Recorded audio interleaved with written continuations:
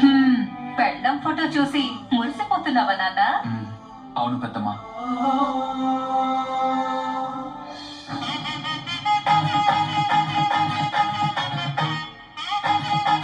కాదు కాదు పెద్దమ్మా. నువ్వవునన్నా కాదన్నా మధు నీ పెళ్ళామే. ఇప్పటి వరకు చూసింది నీ పెళ్ళం ఫోటోనే.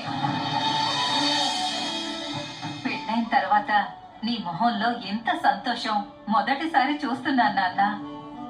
జీవితాంతం ఈ సంతోషం నీతోనే ఉండాలి.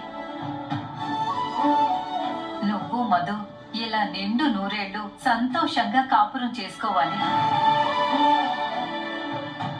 నాన్న మేడీ, నువ్వేమీ అనుకోనంటే నేనొక మాట చెప్తాను. నువ్వేం చెప్పినా నేనేం అనుకోను పెద్దమ్మా. మధుని ఫస్ట్ టైం చూసినప్పుడు నాకేమనిపించిందో తెలుసా? ఏమనిపించింది?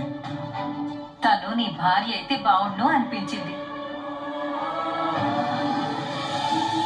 ఎంత అభిమానంగా మాట్లాడిందో. అందరితో అభిమానంగా మాట్లాడుతూ అందరితో కలుపుగోలుగా ఉండే మధు మన ఇంటి కోడలిగా వస్తే ఇంటిల్ల 10 సంతోషంగా ఉంటాం అనిపించింది. ఆ దేవుడికి నా మనసులో మాట తెలిసినట్టుంది. అందుకే మీ ఇద్దరికి అలా గుళ్ళో పెళ్లి చేసేశాడు. ఇళ్ళు స్వర్గంలో జరుగుతాయి అంటారు. మీ విషయంలో అది నిజమైంది.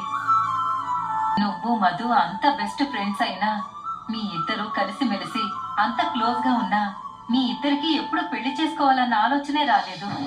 అయినా కూడా ఎవ్వరూ ఊహించని విధంగా మీ పెళ్లి జరిగింది అంటే పెళ్లిళ్ళు స్వర్గంలో జరుగుతాయన్నది నిజమే కదా. పెళ్లిళ్ళు స్వర్గంలో జరిగిన కాపురాలు మాత్రం భూమి మీదే జరుగుతాయి. కాబట్టి మీరు ఎంత సంతోషంగా కాపురం చేసుకుంటారనేది మీ మీదే ఆధారపడి ఉంటుంది. కాపురం అన్నాక భార్య భర్తలు గొడవ పడ్డం కలత పడ్డం అనేది మామూలే. ఆలు మగుల మధ్య గొడవలు అద్దం మీద ఆవగింజలా జారిపోవాలే తప్ప ఆవకాయలో మామిడికాయ ముక్కలాగా ఊరిపోకూడదు. ఏంటో ఈ పిచ్చి మొహంది పిచ్చి పిచ్చిగా చెప్తుంది అనుకుంటున్నావు కదా?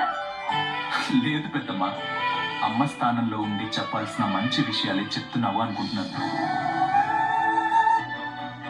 నువ్వు నాకు వరుసకి పెద్దమ్మవే అయినా మనసుకి మాత్రం అమ్మవే కదా.